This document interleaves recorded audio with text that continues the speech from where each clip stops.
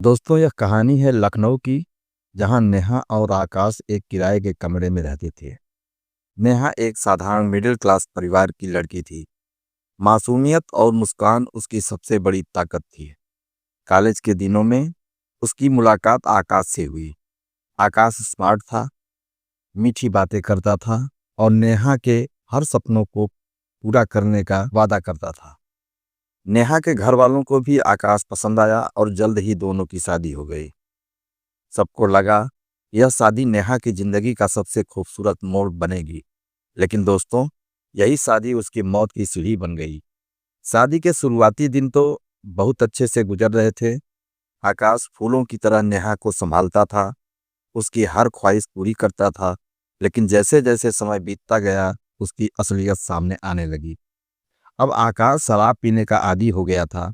वह अक्सर देर रात घर आता और छोटी छोटी बात पर नेहा से झगड़ा करता और उसे बहुत मारता पीटता। नेहा ने सोचा शायद ये आदतें वक्त के साथ बदल जाएंगी, लेकिन वक्त गुजरने के साथ साथ हालात और बिगड़ते चले गए। आकाश नेहा से प्यार का नाटक करता, लेकिन हर रात उसके लिए डर और दर्द के एहसास से सिहर उठने वाली रात होती थी। कभी बेल्ट से मारता, कभी बाल खींचता, कभी खाना फेंक देता। ये सब रोज की कहानी बन चुकी थी। नेहा अपने मायके कुछ कह नहीं पाती थी। वो सोचती, अगर मैंने अपने माता पिता को बताया तो वो टूट जाएंगे, इसलिए वो चुपचाप सब सहती रहती। एक दिन आकाश को शक हुआ कि नेहा का किसी और से रिश्ता है।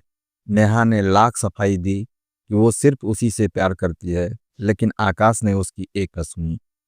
उस रात उसने नेहा को इतनी बेरहमी से पीटा कि उसके हाथ पैर तक नीले पड़ गए। नेहा रोती रही, गिड़गिड़ाती रही कि आकाश, मैं तुमसे प्यार करती हूँ, कृपया मुझे मत मारो। लेकिन आकाश के कानों पर जू तक नहीं देंगी।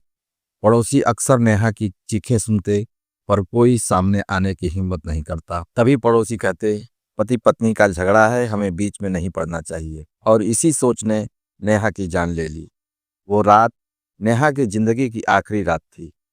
आकाश नशे में धुत होकर घर आया और किसी बात पर नेहा से लड़ने लगा। उसने नेहा को कमरे में बंद कर दिया और घंटों तक उसकी बेरहमी से पिटाई करता रहा।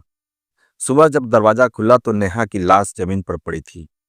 सुबह पुलिस आई, नेहा की लाश ले गई, पोस्टमार्टम हुआ और रिपोर्ट आई। उसमें साफ शब्दों में लिखा था, शरीर पर मारपीट के काफी निशान हैं और सिर पर गहरे चोट की वजह से उसकी मौत हुई। आकाश गिरफ्तार हुआ, लेकिन दोस्तों, क्या सिर्फ आकाश दोषी था या वो समाज भी दोषी था जिसने नेहा की चीखें सुनी लेकिन मदद नहीं की? दोस्तों, अगर आपके आसपास कोई महिला घरेलू हिंसा झेल रही है तो चुप मत रहिए, क्योंकि उसकी चुप्पी किसी की मौत का कारण बन सकती है। दोस्तों, नेहा जैसी न जाने कितनी और महिलाएं आज भी इस नरक को झेल रही हैं। अगर आपको भी कहीं ऐसी आवाज़ सुनाई दे तो चुप मत रहिए, क्योंकि एक आवाज़ किसी की जान बचा सकती है। तो दोस्तों, ये कहानी आपको कैसी लगी हमें कमेंट करके ज़रूर बताइएगा। अगर आप चैनल पर नए हैं तो चैनल को सब्सक्राइब कीजिए, लाइक कीजिए और दोस्तों में शेयर कीजिए।